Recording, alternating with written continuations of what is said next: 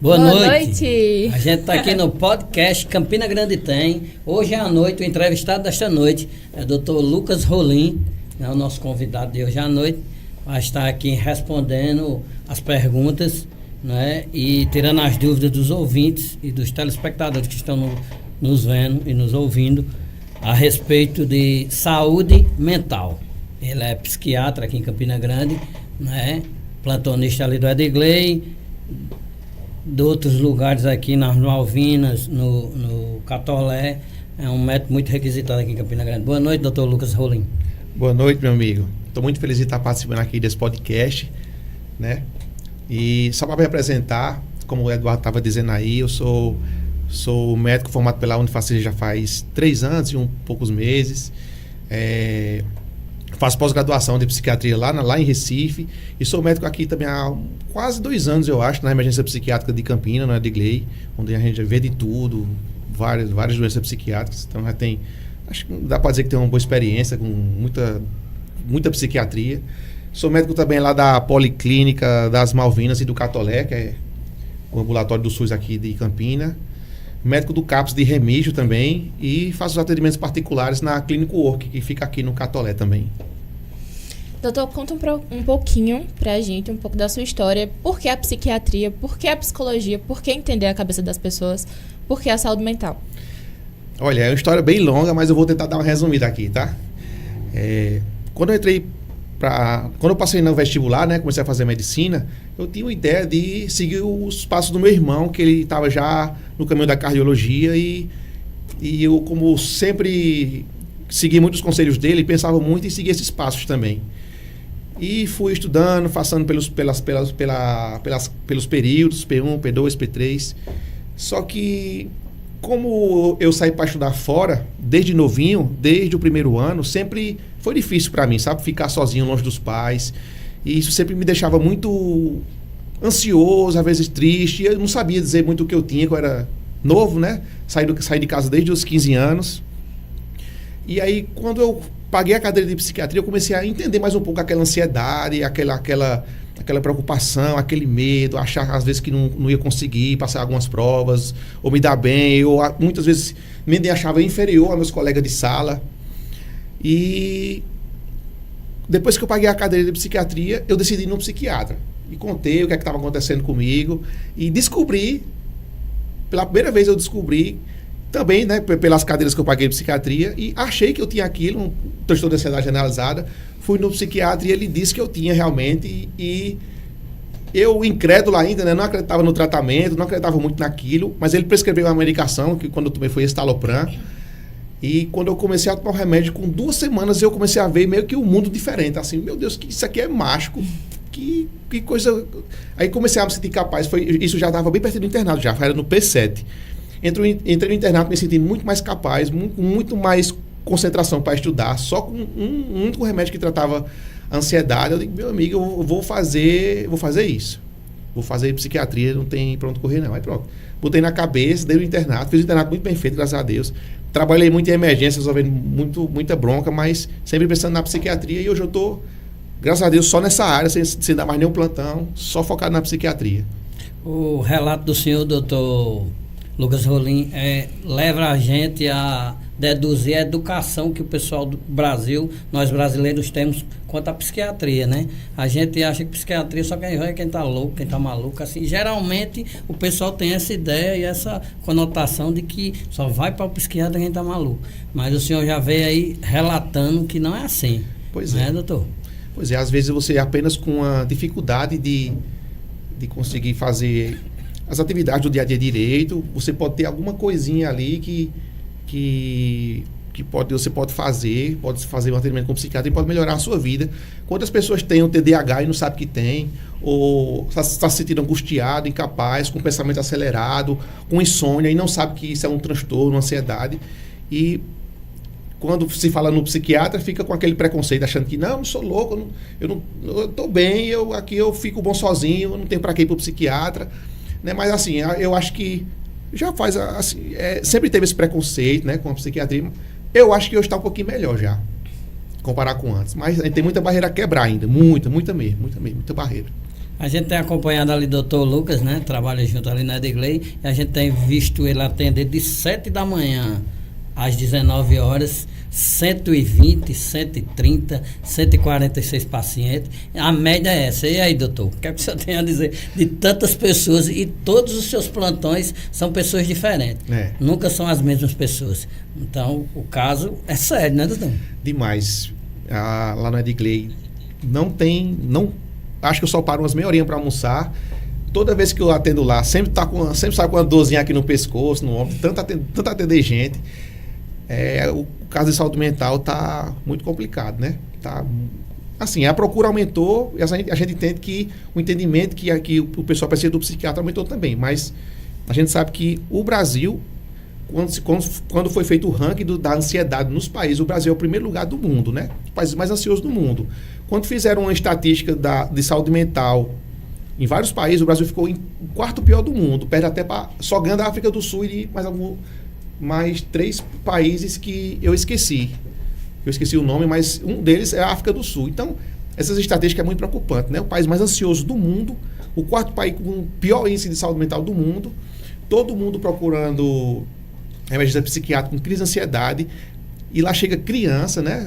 A gente vê, Eduardo, chega criança, chega adulto, chega idoso, não para, chega muito surto psicótico, paciente transtorno bipolar, muitas vezes descompensado, transtorno de personalidade, depressão grave, depressão com quadro psicótico, crise de ansiedade, muito problema com pacientes relacionados ao trabalho, com burnout, chega demais, precisando de atestado, precisando de afastamento, precisando de relatório médico, fica pedindo relatório médico que a gente não pode fazer, né, na emergência, para poder ir para o INSS. Então, é algo que acho que todas as cidades, isso vai do poder municipal ao estadual, tem que tomar providências para melhorar, né? Procurar entender as causas e tomar atitudes para melhorar a saúde mental no país.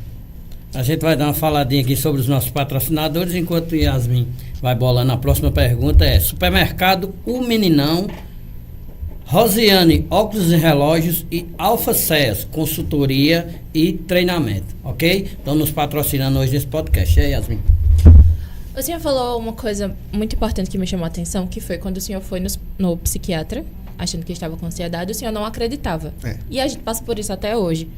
E eu quero saber como o senhor lida com pais ou pessoas que vão acompanhada dos pacientes que não acreditam nessas coisas e que não acredita que isso é real e acha que o paciente está louco e, sabe, não acredita na doença e que a doença tem cura. Eu já peguei muitas vezes... vou contar um caso lá de Cabaceiras. Eu sou médico também, esqueci de falar, né? Sou médico da psiquiatria de Cabaceiras, Paraíba também. Chegou para mim uma vez um adolescente de 14, 15 anos com muitas alterações de humor, variação de humor, muitas vezes com uma tristeza rápida, sem motivo. Começou a andar com uma camisa longa, escondendo automutilações no antebraço. E a mãe querendo cuidar do menino e o pai dizendo que o menino não era louco, que não precisava tomar remédio e tal. E nesse dia da consulta, chegou só a mãe e a criança, né? Eu conversei, fiz algumas hipóteses diagnósticas, já tive que iniciar a medicação, mesmo o menino já entrando na adolescência. E ela me contou que ia ser difícil iniciar o remédio por causa do pai. Então, o que é que eu tive que fazer? Tive que chamar o pai na próxima consulta, né?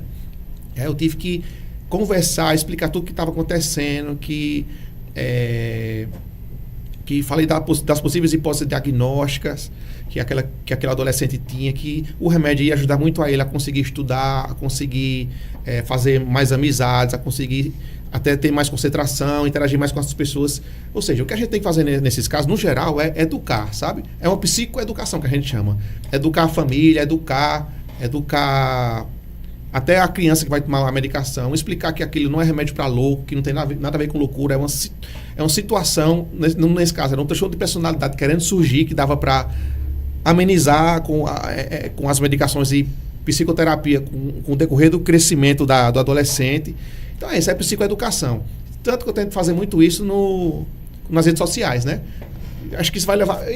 psiquiatria sempre vai ter um preconceito, vai levar muitos anos ainda para melhorar, mas está melhorando, eu tenho fé que as coisas vão melhorar cada vez mais com o tempo. A rede social, o senhor pode deixar também o seu Instagram aí para as pessoas também estar visitando lá e vendo as... Quem quiser seguir, galera, é dr.lucasrolim. É bem facinho. Se botar DR Lucas Rolim, já aparece.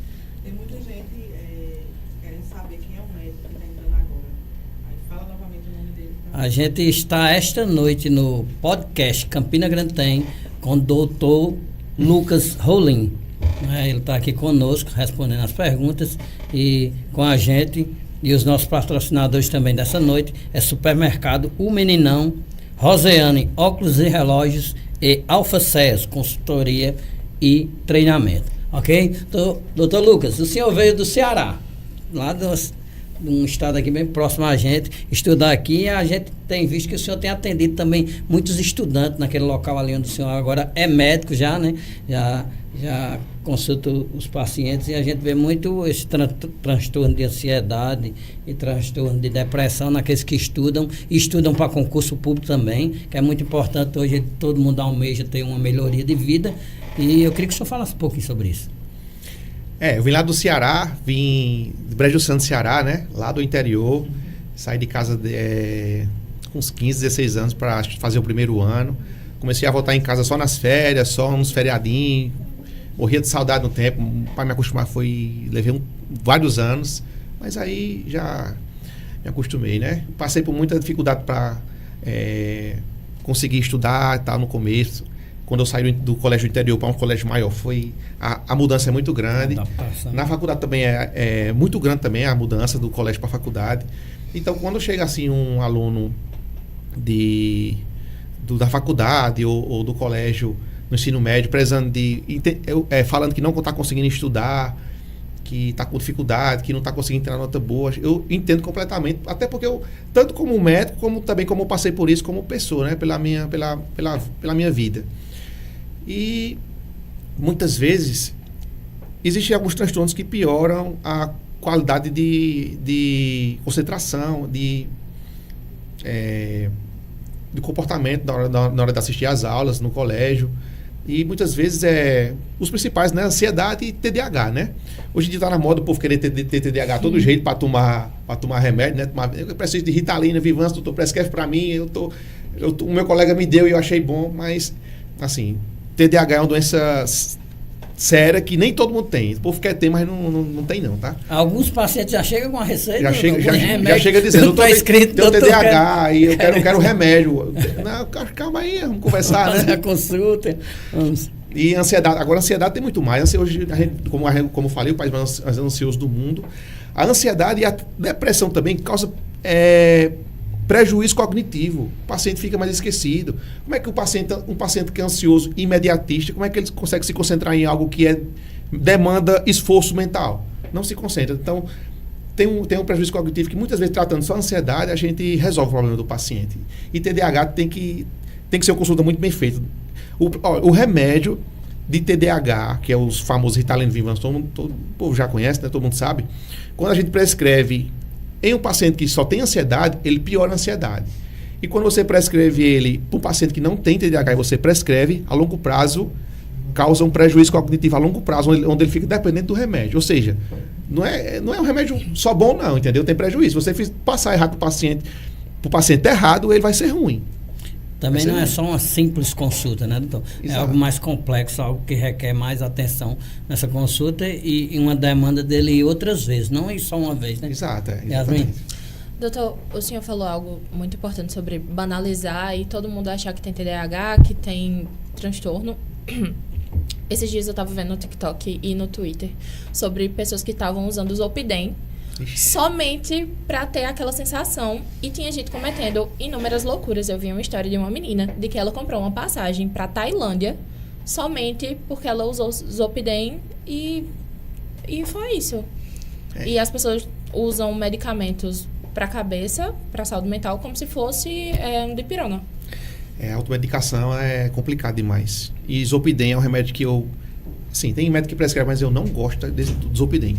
Zolpidem, vocês viram que ele vai mudar, né? Vocês viram que que é uma medicação que era prescrita na receituária especial branca, vai para a receita azul. Porque é um remédio que causa muita dependência e se você tomar do jeito errado, você tem alucinações. Como ela acabou de falar sobre a alucinação. O Zolpidem é um remédio que ele apenas induz o sono, ele não mantém o sono. Então, aquele paciente que toma o Zolpidem e não vai dormir direto, ele fica mexendo, fica andando pela casa, querendo fazer alguma coisa, ou mexendo no celular, querendo assistir televisão. Ele induz o sono mais ou menos, vamos dizer assim. Então ele fica meio que dormindo, meio que acordado, ele fica naquele limbo. E aí é onde acontecem essas alterações de comportamento. O paciente sai dirigindo e não lembra, bate o carro, acorda com o carro batido, compra coisa na Shopee, um bocado de coisa nada a ver, compra passagem em Tailândia, o que é que tem a ver, meu Deus do céu. Então, e é um remédio também. Isso aí, para mim, dá até para controlar. Isso nem me assusta tanto. O que me assusta mais é a dependência. O pessoal que entra no Zolpidem não sai. E tem casos que é até de internação. Zolpidem. O pessoal começa a tomar 2, 3, 4, 5. Tem gente que mistura que toma bebida alcoólica. E a bebida alcoólica já deixa o paciente mais solto, né? E quando mistura com o Zolpidem, alucina mais ainda, faz besteira mais ainda. E a dependência que esse remédio causa. E não só trata insônia, não trata outras doenças. Tem remédio que dá. Tem muitos remédios que dá sono e trata ansiedade, que tem muito remédio melhor que o Zolpidem, assim. Até remédio próprio para insônia tem melhor. O Zolpidem é um remédio que eu não gosto. Eu acho que eu tenho um preconceito com o Zolpidem. Nunca vou usar esse remédio. Nunca vou. É porque o remédio virou tipo um modismo. Assim, todo mundo que tem insônia fala, toma Zolpidem, toma Zolpidem. O Zolpidem é um remédio novo. O Zolpidem, quando foi lançado, veio como o remédio top, a cura para toda a insônia, que não causava dependência. E a galera começando a psiquiatra mesmo, alguns se convenceram que era bom mesmo, prescrevendo, todo mundo tomando também de forma, né, automedicação. E hoje em dia tá um bocado de gente aí ruim. Tem história de internação por causa do Zolpidem. Pô, já imaginou? Acaba se internar por causa do Zolpidem, o pessoal sem conseguir sair e ter alucinação é complicado. A questão da insônia, doutor, é uma coisa bastante séria, né? Porque a gente lida com os pacientes que chegam lá dizendo que passam 5 dias, 6 dias sem dormir. É prejudicial demais para a saúde, né? Pois é. Até que existe a insônia isolada, mas geralmente ela é fruto de alguma coisa. Geralmente ela é um fruto de uma ansiedade muito forte, onde geralmente o paciente tem uma insônia inicial. O paciente ansioso tem um pensamento muito acelerado, né? Não consegue, fica sempre preocupado, pensando no amanhã, pensando um bocado de coisa ao mesmo tempo, então ele demora a dormir. O paciente com transtorno depressivo, muitas vezes, ele pode dormir demais ou não dormir. E tem aí os pacientes que entram em surto psicótico, com uma depressão muito grave, passa vários dias sem dormir, tendo alucinação auditiva e visual, delírio persecutório. Então, a insônia, geralmente, ela tem alguma coisa por trás, entendeu? O paciente está com insônia, pesquisa outra coisa, tem outra coisa aí, tem alguma coisa errada a mais. A gente está esta noite com o Dr. Lucas Rolim, né, psiquiatra, aqui em Campina Grande, né? Yasmin vai mandar um abraço aí pro pessoal, eu vou falar dos patrocinadores enquanto o doutor toma uma aguinha. Vamos mandar um abraço aqui para Diego, Diego, para Zulima Beleza, para Aparecida Trindade, para Graça Leal. E tem uma pergunta aqui de Henrique Borges, falando: boa noite, o médico pode fazer um breve comentário sobre o transtorno de borderline? Ixi, olha, essa pergunta aí foi boa. E esse tema, eu acho que dá um podcast só para ele, né? É uma doença... E a gente trouxe uma pergunta que um paciente aqui já tem uma filha com o mesmo problema. Ele perguntou a diferença entre bipolar e borderline. Pronto, vamos falar dos dois logo aqui, né? Olha, o transtorno de personalidade borderline, o nome já diz, é um transtorno de personalidade. A gente entendendo que a personalidade de uma pessoa, ela se forma até os 18 anos, a gente entende que esse transtorno, ele tem que ter sintomas antes dos 18 anos, né? Tem que aparecer alguma coisa antes dos 18 anos, que é na formação da personalidade. E geralmente esse transtorno, ele começa a existir depois de traumas na infância. Traumas não é obrigado, tá certo? Mas geralmente há um trauma que gera alterações na personalidade. Os mais comuns é abuso sexual, não precisa ser com penetração, com abuso completamente não. Só o ato de tocar, de tentar tirar a roupa, de mexer, já pode ser considerado um abuso, inclusive até na lei, né? Muito bullying intenso na escola, ou um ambiente familiar muito conturbado, onde o pai briga muito com a mãe, há uso de droga dentro de casa, a criança passa por muita conturbação dentro de casa, e vê muitas cenas ruins e tal. Isso, não tem como todo mundo consegue imaginar que isso vai alterar o jeito da criança, né? O jeito da criança ver o mundo, enxergar a si mesmo. E aí, geralmente é devido a isso que começa a ocorrer todos os sintomas do transtorno de personalidade, borderline, onde essa pessoa começa a ter muita variação de humor no mesmo dia, como se ela vivesse um carrossel de emoções, tudo no mesmo dia. Tá feliz, do nada dá um vazio no peito, do nada tá com raiva, aí dá vontade de quebrar alguma coisa, de se bater. A gente chama de autoagressividade, né? Puxar os próprios cabelos, se bater, dar murro. A irritação é tão rápida e intensa que dá vontade de quebrar alguma coisa, jogar copo, prato, dar murro no guarda-roupa. Então a gente chama isso de variação de humor com autoagressividade. Pode até ter agressividade com os outros, mas geralmente é com ele mesmo. E geralmente essa variação do humor também e essa sensação de vazio que ele sente também muito rápido, que causa também a vontade que o paciente tem de se machucar, né? Muitos têm a questão da automutilação, de se machucar com gilete, geralmente nos antebraços, mas também pode ser geralmente o paciente também pode se queimar ou se beliscar, entendeu? E ele faz isso, o povo pensa que, o povo não entende muito porque que isso acontece, mas ele está tentando trocar a dor emocional pela dor física. O vazio é tão grande que a dor física, quando ele comete o ato de se automutilar, ele diminui a dor emocional, o vazio do peito. Por isso que muitas vezes ele repete isso. Então né? Eu falei da variação do humor, a automutilação, tem a questão também que é muito comum, que é do trauma da infância, né? Esses pacientes, por variar muito bom também, muitas vezes têm um pensamento suicida muito forte, né? Que muitas vezes os pacientes que chegam lá não é de Gleim mesmo, eles têm essa questão aí. Você olha para ele, a gente, como já tem um olhar clínico, a gente olha, já tem o nosso, pode ser que esse seja borderline. Os pacientes também, são pacientes também que têm muita vontade de mudar a aparência, né? Muitos pintam muito o cabelo, faz muita tatuagem, que é aquele momento que ele fica um pouquinho melhor, ele pensa, agora eu vou melhorar, agora eu vou ser uma nova pessoa. Aí muda alguma coisa, sabe? Pinta o cabelo, faz tatuagem, bota um pince.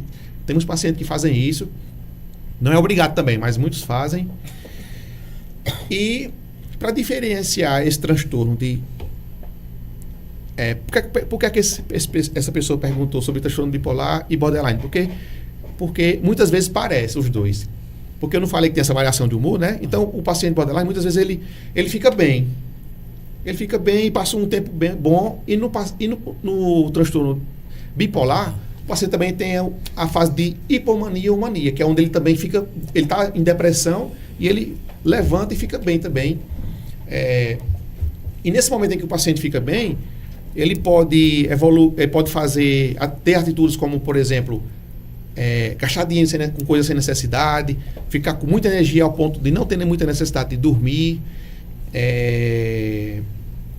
vontade de viver a vida é muito bela, você se olha no espelho e se acha muito bonito, autoestima muito elevada, entendeu? Então, como tem muita variação do humor nos dois, e os dois podem do nada, assim, repentinamente, subitamente ficar bem, pode parecer os dois, sabe? A diferença é que a variação de humor no borderline é mais rápida. Ela é mais rápida, sabe? Você tem a variação de humor, mas em horas ou no máximo, um dia no máximo, você já está mal de novo. Geralmente é horas. Você fica bem na hora do almoço e quando na hora do jantar você já está ruim. Entendeu? Está triste já. Ou com raiva.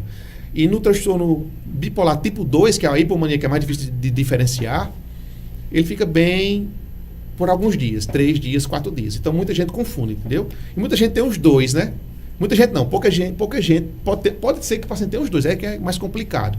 A diferença, acho que deu para entender, né? Mais ou menos essa a diferença, assim. O tempo é muito curto, né, doutor? Para a gente também dar uma explicação mais exata. O senhor vai estar aqui outras vezes. A gente está esta noite com o doutor Lucas Rolim, psiquiatra aqui da cidade de Campina Grande. E os nossos patrocinadores são o Supermercado O Meninão, Rosiane Óculos e Relógios, Alfa CES, consultoria e treinamento. E aí, Yasmin? Doutor, eu queria saber a diferença de transtorno mental e transtorno de personalidade.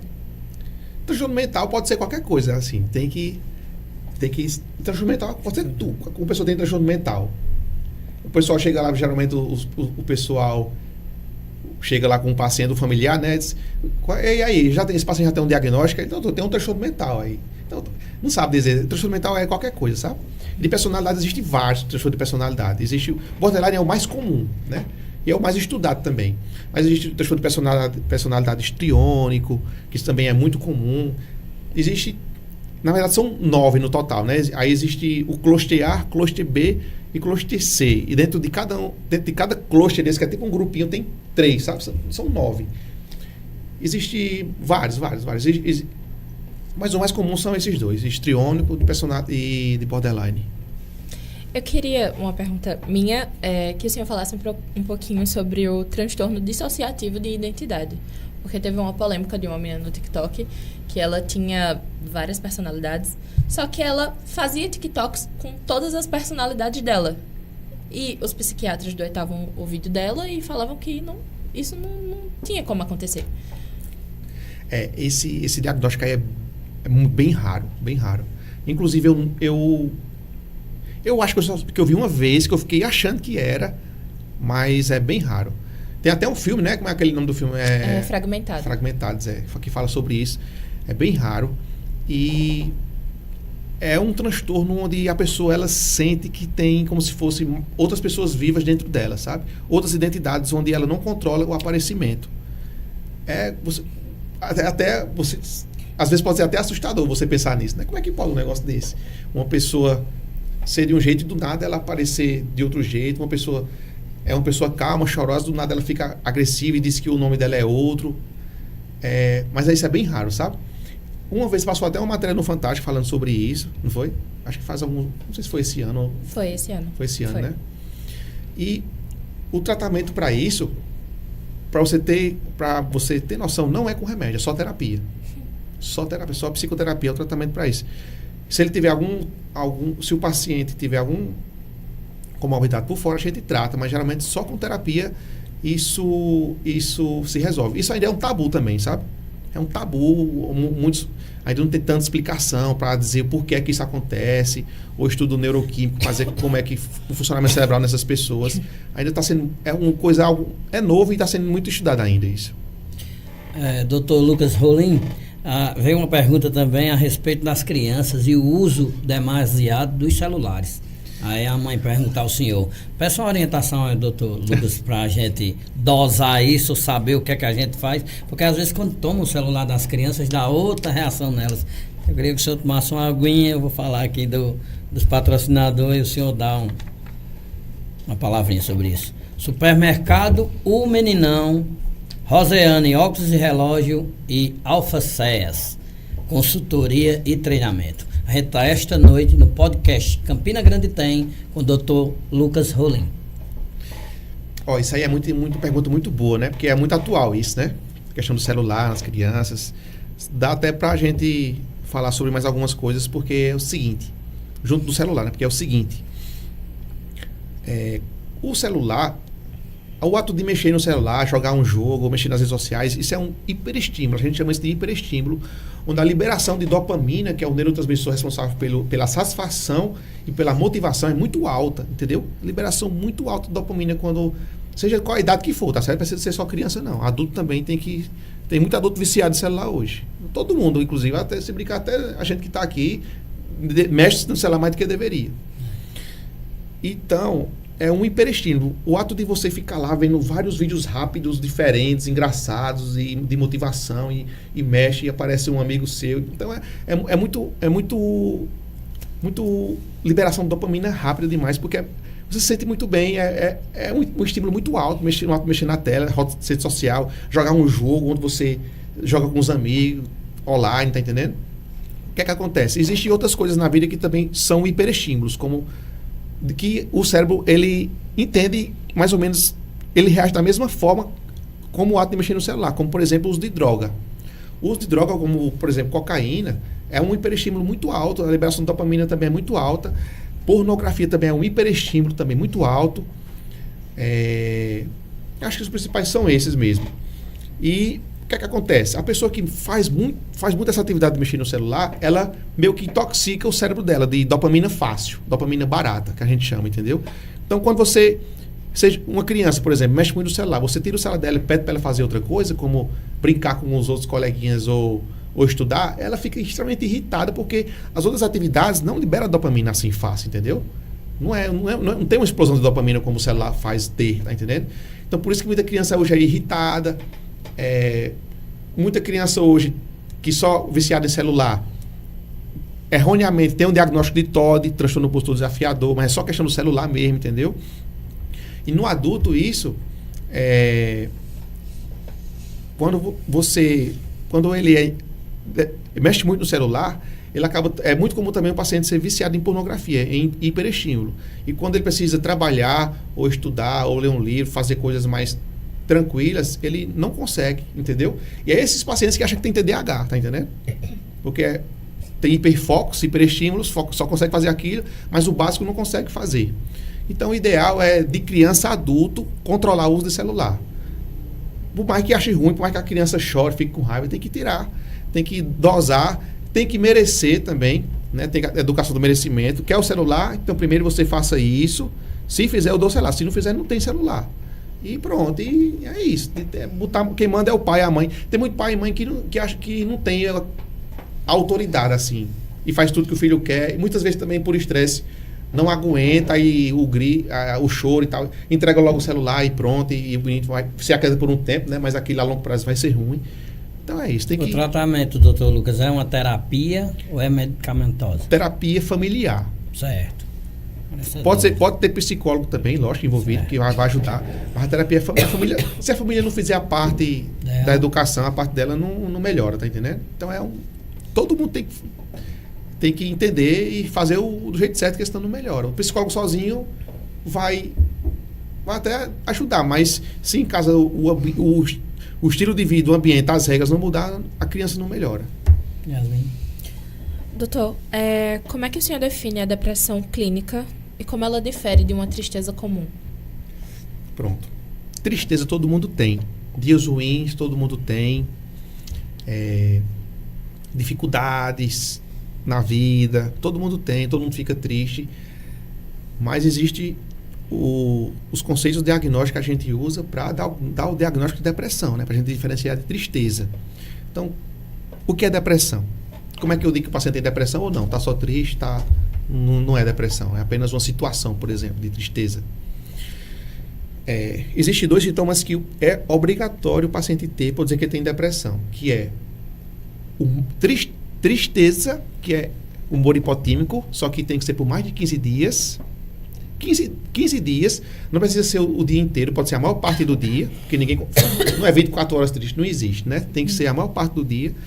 E anedonia. Anedonia é a falta de capacidade, que inclusive é mais importante do que a tristeza, tá? No diagnóstico de depressão. Na minha opinião. É a falta de capacidade do paciente ter prazer com as coisas que tinha prazer antes. Ou seja, era um rapaz que gostava de jogar bola, não joga mais. Gostava de sair com os amigos, não sai mais. Gostava de assistir uma série, estava empolgado, não tem mais isso. Então tem que ter isso, é obrigatório ter um ou outro. Os outros sintomas que podem existir são apenas sintomas satélites, que vão estar junto desses 2 principais sintomas, que pode ser ganho, geralmente é para mais ou para menos, vocês vão ver. Ganho de pesos não desejado ou perca de peso, sono demais ou insônia, alimentação muito ruim, comendo muito mal, de qualquer jeito, ou para de comer, baixo cuidado pessoal, onde a pessoa para de diminuir o cuidado pessoal ao ponto de diminuir o número de tomar banho, de escovar os dentes, de ajeitar a barba, cabelo, tudo mais, entendeu? Então, basicamente, para você diferenciar tristeza de depressão, você vê o número de dias de sintomas, que tem que ser acima de 2 semanas, onde os sintomas causam prejuízo funcional na maior parte dos dias, e tem que ter os 2 principais, que é a tristeza mais forte, que a gente chama de humor hipotímico, e anedonia. Coisas que o paciente tinha prazer antes, que não tem mais. Todo paciente que eu acho que tem depressão, sempre pergunta assim para ele: tem coisas que você gostava de fazer que não está gostando mais? Eles têm, doutor. Aí começa a falar algumas coisas. Então, é isso. Certo. E quais são os tratamentos mais eficazes para a depressão? Tratamento mais eficaz para a depressão existe uma tríade que a gente fala, né? A medicação correta, a terapia com o psicólogo, onde a mais eficiente a abordagem mais eficiente da terapia é a TCC. Se tiver algum psicólogo aí de outra área que esteja me assistindo, não fique com raiva. É os estudos científicos, né, que fala que a TCC tem um respaldo científico maior para várias coisas, na verdade. Até porque, né, doutor Lucas Rolim, não dá para o senhor explicar tudo em uma horazinha. O senhor está fazendo só um resumo de cada assunto, né? Quem estiver escutando e quiser entrar no seu Instagram ou no seu pessoal para detalhar isso com mais... Porque às vezes as pessoas contestam as coisas, mas não vê que a gente está num podcast só de uma horinha. Então não dá para o senhor falar já de vários assuntos, mas o senhor fala um pouquinho de cada. Não vai dar para o senhor explicar isso tudo, até porque tem gente que nem entende, né? É verdade. Diga lá do seu consultório, doutor Lucas Rolim. Eu atendo lá na Clínico Work, no Catolé. Lá perto do... Acho que é do... Boxó, acho que... Não sei se mudou o nome do... Pronto. Pronto, é lá mesmo. Lá Mas a forma mais fácil é o Instagram. Lá no Instagram. Alguma dúvida? No Instagram tem o direct e tem também o linkzinho lá para falar com a secretária. Se quiser, quem caso for falar, é só apertar lá no link, vai direto para a secretária e fala com ela. E pega todo o endereço e tudo mais. Toma uma aguinha aí, doutor, que eu vou falar dos nossos patrocinadores e do Campina Grande Tem no podcast. A gente vai estar aqui sempre, o doutor Lucas vai estar aqui, outras pessoas vão estar aqui conosco, né? Falar dos nossos patrocinadores, que são Supermercado O Meninão, Roseane Óculos e Relógio e Alfa CEAS, consultoria e treinamento. Certo? Está esta noite aqui com o doutor Lucas Rolim, psiquiatra da cidade, né? Um dos melhores. Tem vários, né? Mas ele é um conceituado, um dos melhores, e está aqui atendendo na Rede SUS e no consultório dele. Ele está conosco hoje, doutor Lucas Rolim. Yasmin? Doutor, eu quero saber, resumidamente, um caso marcante. Pronto, vou contar um caso bem marcante, que inclusive eu estou com ela até hoje. Talvez ela me acompanhe no Instagram, talvez esteja até assistindo. Uma vez eu estava lá no Edgley, de plantão, chegou uma paciente em um surto psicótico. A gente percebe fácil um surto psicótico, né? Ela estava super feliz, me chamando pelo nome do sobrinho dela, era Levi, um negócio assim. Você é Levi, está fazendo o que aqui, Levi? Muito feliz em lhe ver, e muito feliz, e quando a gente perguntava uma coisa, ela misturava as ideias, não conseguia falar muito bem. A conexão, a frouxidão do pensamento dela era clara, não conseguia juntar um raciocínio com o outro. A gente chama isso de desorganização do pensamento, né? Tinha um pouco de desorganização do comportamento também. E eu até queria internar ela. Ela foi com o marido lá, e o marido disse, não, deixa ela comigo, o que é que você está achando que é? Eu disse, olha, isso tá aparecendo. Ela já teve isso antes? Eu perguntei, não, ela sempre foi tranquila e tal. Então, aí eu suspeitei de um transtorno psicótico breve, que é uma psicose que ela dura entre 1 dia a 30 dias, que pode abrir e pode diagnosticar para várias outras coisas, mas pode ser que não dê nada também. Depois o paciente fique tranquilo. E eles pegaram o meu número, né, para ser acompanhada comigo. Eu lembro que eu prescrevi um antipsicótico para ela melhorar a questão da desorganização. E ela começou a ir para o meu particular. E ela chegou, depois desse surto, ela desceu para uma depressão muito, muito grave, muito, muito pesada, onde ela ainda tinha uma frouxidão do pensamento, um discurso um pouco desorganizado. E eu comecei a medicar ela com um pouco de alguns antidepressivos de escolha, por causa dela, antipsicótico, e ela começou a melhorar devagarzinho. Essa psicose dela começou a passar, só que ela ainda ficou muito depressiva e muito ansiosa. Eu comecei a tentar tirar o antipsicótico dela, consegui um dia desse tirar, só que ela desenvolveu um transtorno do pânico depois, ela com tristeza muito forte e com medo de sair sozinha. Ela passou por... Foi tão difícil isso para ela que meio que ela criou uma aversão ao mundo ao ponto de só se sentir seguro dentro de casa, sabe? Só queria sair acompanhada, crise de ansiedade do nada. Isso mais ou menos é o que define o transtorno do pânico, né? E aí a gente trabalhando, ela começou também a fazer terapia com o psicólogo, eu comecei a ajeitar as medicações dela, a cada consulta ela foi evoluindo, saiu daquele surto, começou a melhorar um pouquinho da ansiedade, da depressão, voltou a fazer bem devagarzinho as coisas do dia a dia, pagar as contas, a sentir prazer com assistir, com comer, se cuidar, querer fazer maquiagem e tal, no caso é uma mulher, né?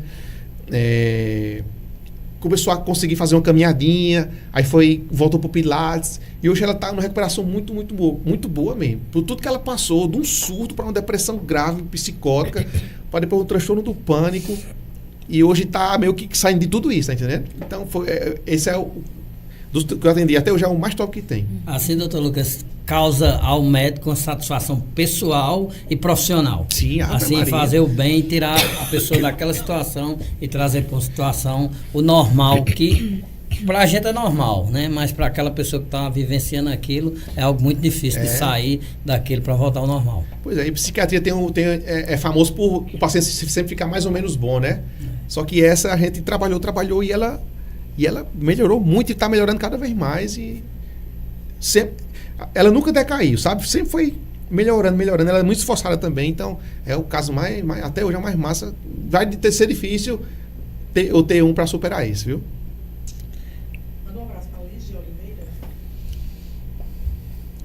Uma aguinha, estamos com o doutor Lucas Rolim, fazendo as psiquiatra, fazendo. Pode, quem estiver nos acompanhando aí pode fazer as perguntas. Quem estiver nos acompanhando pelo Instagram ou pelo YouTube, pode fazer perguntas. Um abraço para Neide Souza, para Lígia, Maria Socorro. Olha, tá lotado, gente.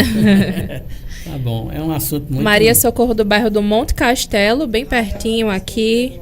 Cícera Maria, Rayane, esposa de Eduardo. Oi. Um beijo, um abraço. Podem fazer perguntas, pessoal. Lá em Pocinhos, assistindo lá. Não tá negociando lá. Um abraço aí pro pessoal todo de Pocinhos. Eu quero também relatar aqui com o doutor Lucas Rolim a questão da gente falou muito dos transtornos, falamos muito dos pacientes. Agora eu queria que o senhor falasse um pouquinho de quem lida com o paciente. No caso, a mãe, o irmão, o tio, a família, né? Esse pessoal. E outra coisa, depois a gente tem outra pergunta. Lidar com o paciente psiquiátrico nunca é fácil, né? Nunca é fácil. Até porque muitas vezes eles não entendem o que é que o paciente tem de transtorno, né? Não entende aquela depressão e muitas vezes acha que é frescura, não entende a ansiedade, recrimina a avaliação, quer dizer, o desempenho de tal pessoa que está com ansiedade na escola ou na faculdade, que muitas vezes não quer levar lá. Às vezes não sabe que o menino está ansioso e está entendendo? E o menino está tendo nota baixa e você só briga, ele piora e vai descendo, só piorando, entendeu? Então, por isso que a psicoeducação é muito importante, sabe? Muitas vezes, é que a gente vive uma mudança de geração também muito forte, onde os nossos pais são muito fechados, ignorantes, tem que ser assim, deixa de frescura, né?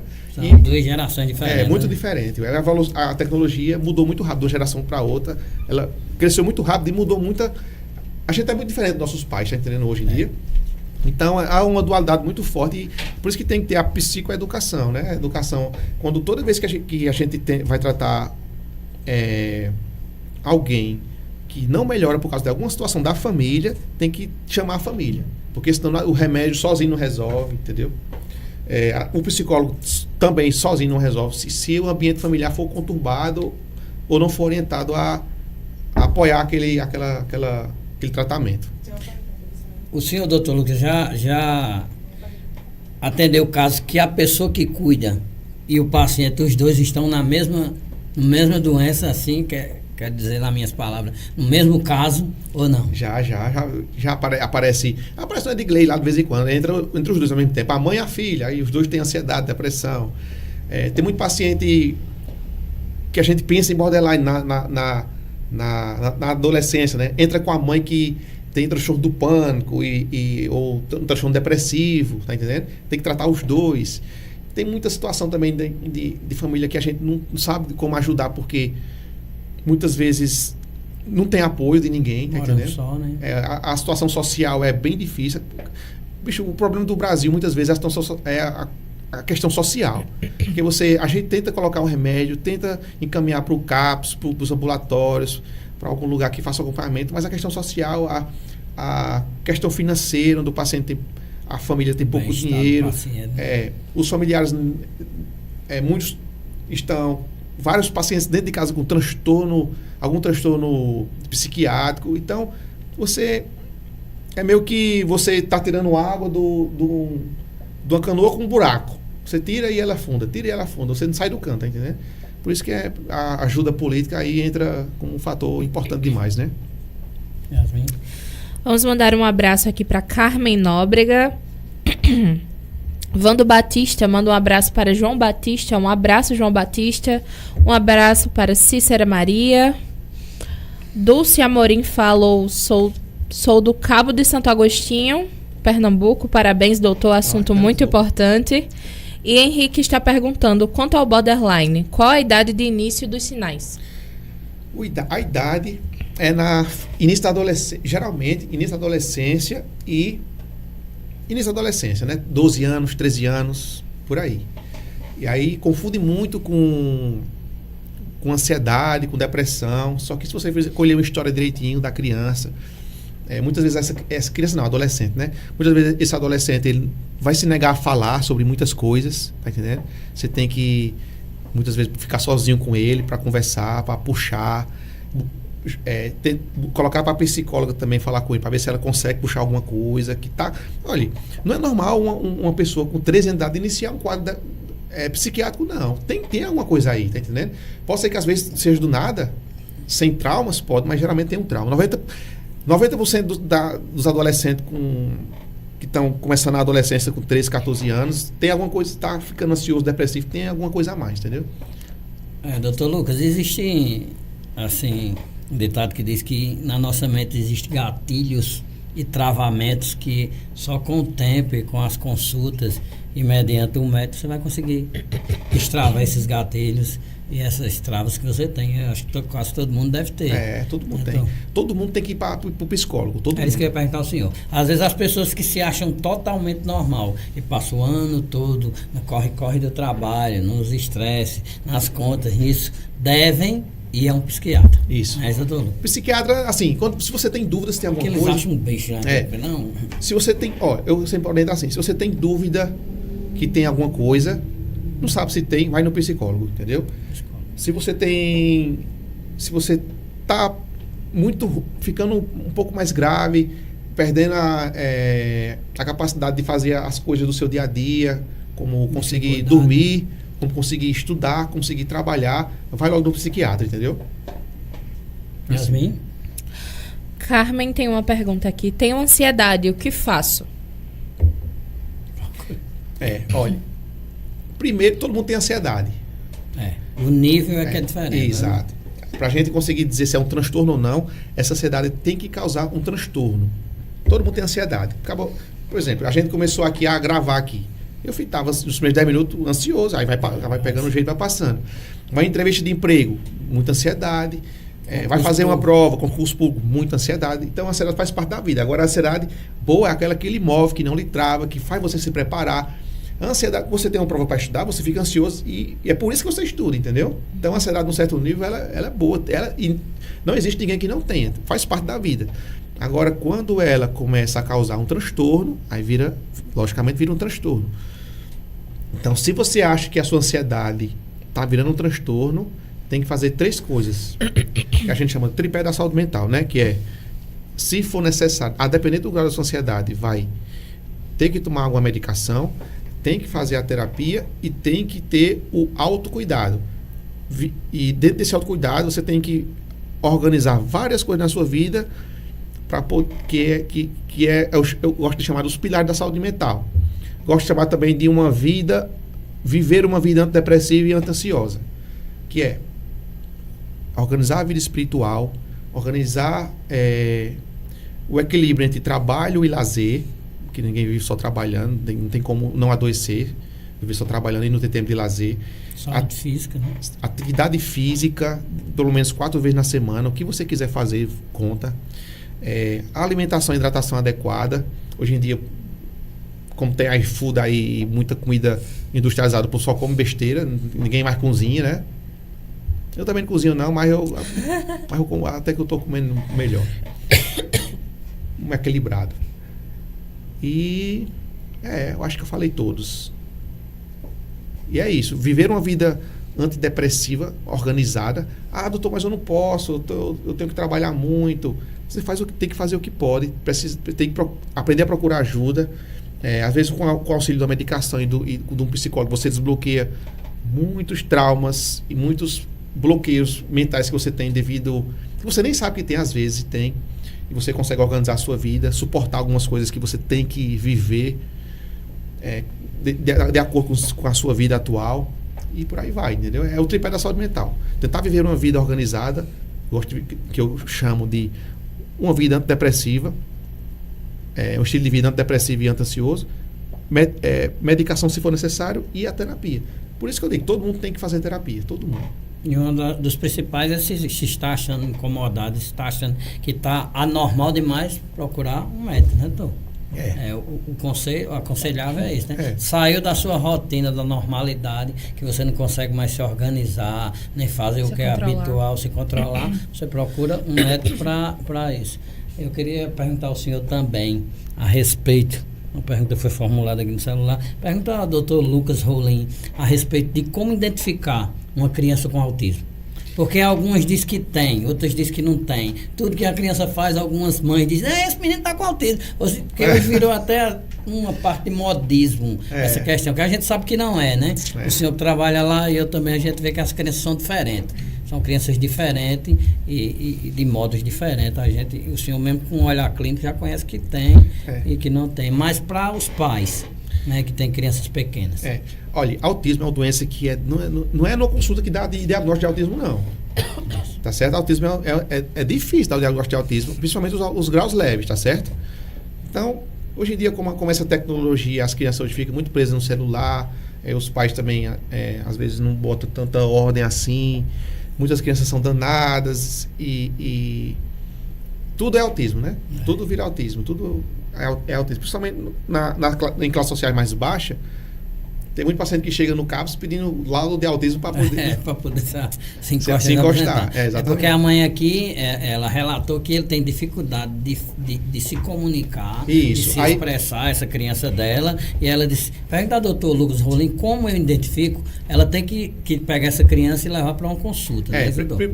Autismo é algo psiquiátrico e neurológico. Então, o psiquiatra e o neurologista, às vezes é bom até ter a avaliação dos dois médicos. Existe também a avaliação psicológica, que a gente chama de avaliação neuropsicológica, também é muito bom para poder dar o diagnóstico de TDAH e de autismo também. E para ela conseguir identificar que talvez seja autismo mesmo, a dificuldade de interação social realmente pode ser um sintoma. Um dos sintomas. Essa criança também não vai gostar muito de barulho. Ela pode ser que tenha uma seletividade. Agora, entendo, tudo que eu vou falar, pode ser que uma criança que não tem autismo tenha. Por isso que tem que ter acompanhamento, entendeu? E às vezes o que o senhor relata tem umas coisas e outras não. Não quer dizer que aquela criança seja autista ou não. Se sua filha tiver tudo isso que eu estou falando, não é para se preocupar ainda, não. A criança que fica na ponta do pé. Isso é bem famoso, Eu sempre escuto isso. É um sinal também, é um sinal. Mas o diagnóstico, como o senhor disse, que é muito difícil. Quando a criança fica na ponta do pé, porque ela tem uma sensibilidade na região plantar do pé tão grande que ela não quer pisar com o pé todo, entendeu? É por causa disso. Aí tem também uma seletividade alimentar muito alta, só como coisas bem específicas.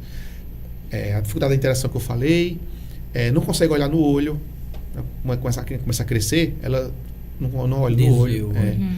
Não gosta de contato físico, muito abraço. Ou então gosta de poucas pessoas que abracem. Lugares com muita gente, ela também não gosta, já porque não gosta tem dificuldade de fazer amizade, né? Então, tudo isso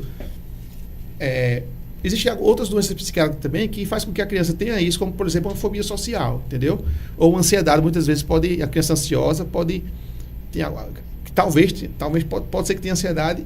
Então, assim, existe também, no autismo pode ser que também haja uma alteração do neurodesenvolvimento da criança, onde ela também não falou na idade certa, não andou na idade certa, engatinhou as primeiras palavras. Então, assim, tem que ter uma história clínica bem feita e tem que ter um acompanhamento para a gente ver se realmente é ou não. Até o relato social, do social da criança. Né? No colégio, relatório escolar. Você dizer que uma criança é autista é para a vida toda, pô. Então você tem que fazer bem feito. É algo muito sensível, né? Sensível. Você dá o diagnóstico de autismo é para a vida toda. Você definiu ela como um diagnóstico, um autismo, entendeu? Então tem que ser lento. Às vezes demora muitas muito. consultas, na minha opinião. Amanda está perguntando aqui. Uma pergunta ao doutor. Quem tem ansiedade e toma os mesmos remédios, precisa mudar a medicação? Ela faz efeito? O corpo se acostuma? Ela perguntou se quem tem ansiedade toma os mesmos remédios, assim? Quem tem ansiedade e toma os mesmos remédios contínuos. Precisa mudar a medicação? Existe várias medicações que encaixam com vários tipos de paciente diferentes, entendeu? Não é que toma os mesmos remédios. Você pode estar tomando um remédio não tão bom para a sua situação, se for prescrito de forma errada, tá entendendo? Realmente, os antidepressivos que existem, os antidepressivos também são os remédios que tratam a ansiedade. Qualquer um deles vai tratar a ansiedade, mas pela sua história, pelo seu tipo de queixas, onde você tem insônia ou não, onde você tem compulsão alimentar ou não, onde você tem uma ansiedade muito forte no geral, ou apenas uma fobia específica, onde é só com alguma coisa, né, tem uma ou outra, ou tem uma fobia social. Então é muito complexo. Não tem. Se você for para um bom médico, ele vai escolher o melhor remédio para o tipo de ansiedade que você tem, entendeu? Isso em relação ao corpo se acostumar, existe algumas doenças, existem alguns remédios que realmente causam uma dependência. Hoje a gente falou sobre uma que é o Zopidem. Existe outra também que é da classe dos benzodiazepínicos, que é diazepam, alprazolam, Rivotril. Esses remédios aí, todos da classe dos benzodiazepínicos, o corpo tende a se acostumar, mas os antidepressivos, que é esses que realmente tratam a ansiedade, que existe vários, vou citar um só para caso ele tome, né? Esse Talopram, desvenlafaxina, paroxetina, fluoxetina, esses remédios não causam dependência, tá certo?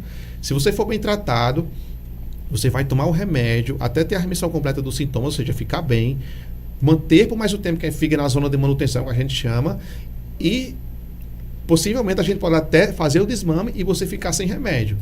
Mas é fazendo aquele tripé que eu falei. Toma o remédio do jeito certo, com o acompanhamento correto, começa a fazer terapia para poder entender por que é que você adoeceu, porque isso não vem do nada, tá certo? E adquirir um estilo de vida saudável, a vida antidepressiva, o estilo de vida antidepressivo que eu falei, porque e isso tem que ser para a vida toda, para que você não tenha uma recaída dos sintomas, entendeu?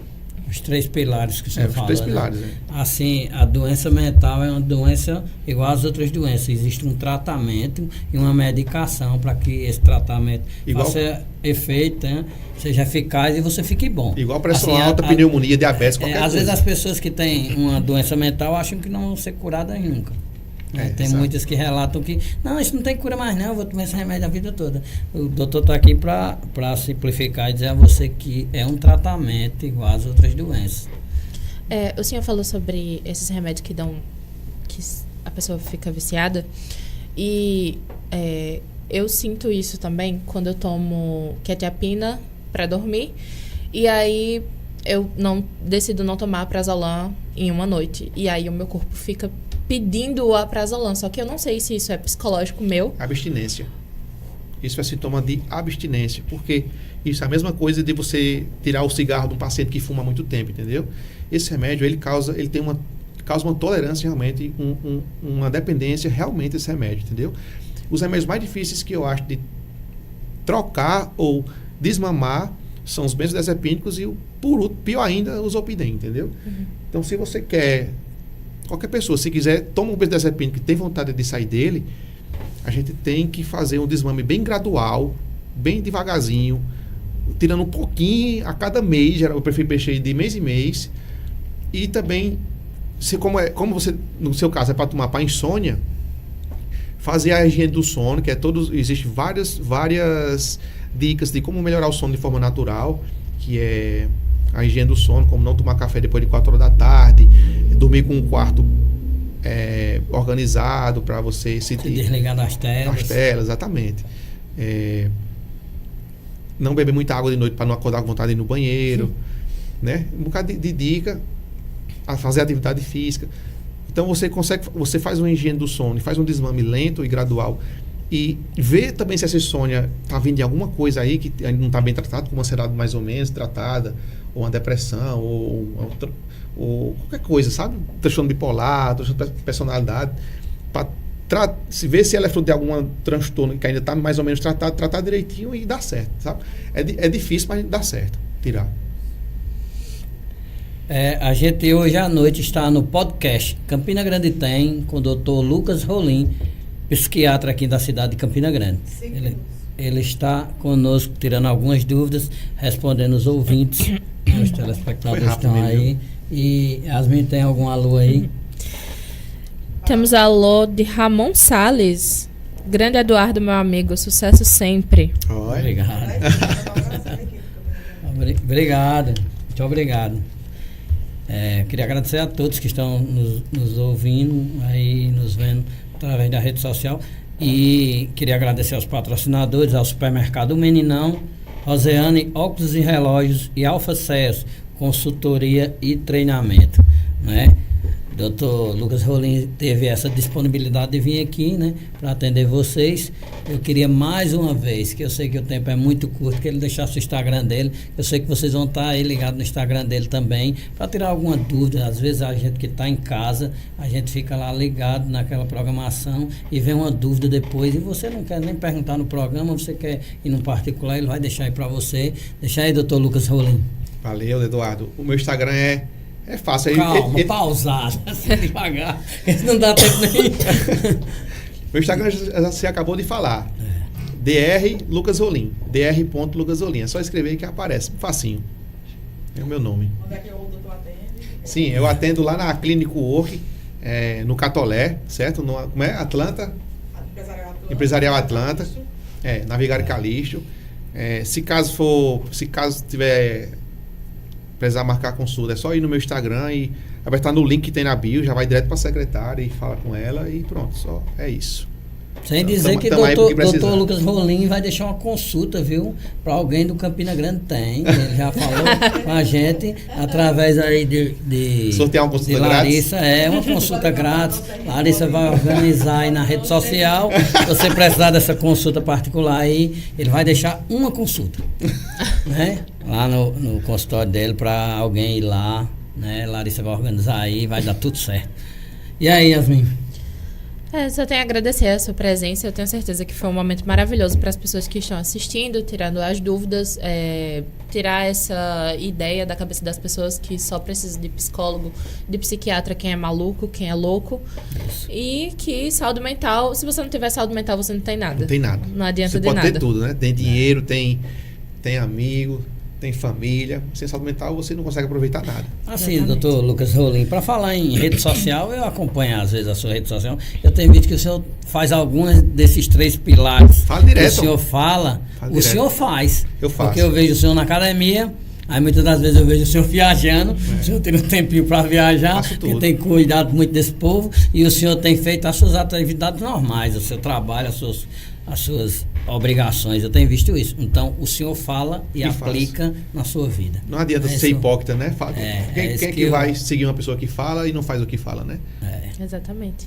E, eu agradeço muito, muito pelo convite. Muito feliz vai em estar aqui outras vezes, né? Espero ser chamado de novo. Gostei demais mandar mesmo. um alô para o Dr. Fred, vai estar aqui com a gente. Bora, Dr. Fred, a próxima é você, viu, meu amigo? Disse que vai estar aqui os dois, vão estar aqui os dois noutra oportunidade, né? 2 psiquiatras aí, a gente vai tentar estender a hora, ver como é que a gente faz, mas Dr. Fred também já se disponibilizou a vir aqui no Campina Grande Tem, dar algumas informações, esclarecimento àqueles que precisam.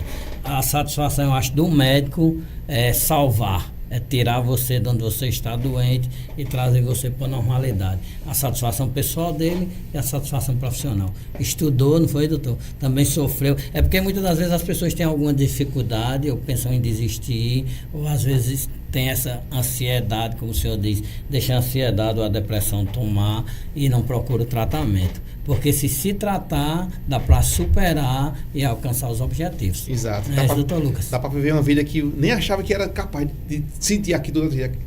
Aquela facilidade, achava que era tão difícil, as coisas ficam mais fáceis, faz mais sentido.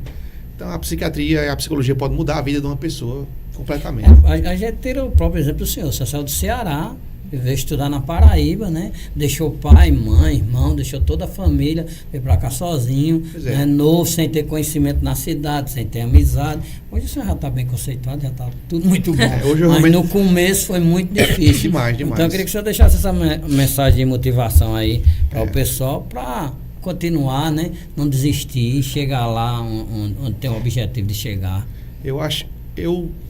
Hoje eu estou aqui fazendo isso, mas quando eu tinha uns 16, 17 anos, jamais imaginei que um dia eu estaria nessa posição, assim, médico, dando uma entrevista, fazendo uma live ao vivo, podendo ajudar as pessoas. Então,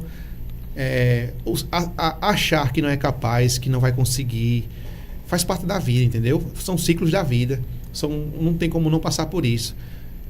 Por muitas vezes eu achei que eu era menos capaz do que meus colegas de sala dentro da faculdade de medicina, entendeu?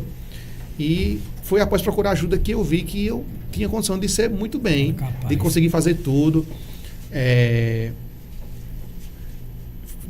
Eu estudei muito mesmo para poder passar no vestibular, entendeu? Muitas vezes ficava com saudade dos meus pais, querendo voltar. Muitas vezes pensei em desistir, né? Ou seja, às vezes pensar em desistir faz parte da vida também. E é só não desistir, velho. É só você tentar procurar ajuda, como eu procurei também, que eu tive ansiedade durante a faculdade. Me tratei por um tempo, fiz terapia também com um psicólogo. E hoje posso dizer que consegui, né? Estou atrás de muito mais coisa, mas estou bem aí. E acredito muito que se eu conseguir, se eu passei por tudo isso e não desistir, depois de muitas vezes pensar em desistir, eu acho que qualquer pessoa consegue, velho. Quando eu olho para mim assim, eu consegui, eu acho que qualquer pessoa consegue. A gente só tem a agradecer, né, ao Dr. Lucas Rolim, que esteve esta noite com a gente. Teve eu e Yasmin aqui na bancada. Na direção geral está a Larissa Sandrinelli, ali que não pode entrevistar. Vai ser entrevistado alguma hora aí, né, Yasmin? Mas foi de bom proveito para todos que estão aí nos assistindo. E nós só temos a agradecer. E vai lá no Instagram do Dr. Lucas Rolim, DR Lucas Rolim, e ter as tuas dúvidas. Hoje o tempo foi meio curto, mas ele vai estar aqui noutra oportunidade. Ele e Dr. Fred Marinheiro vão estar os dois aqui, tirando as suas dúvidas. Show. Tá bom? Nós temos só a agradecer, né, Yasmin? É isso mesmo. Show.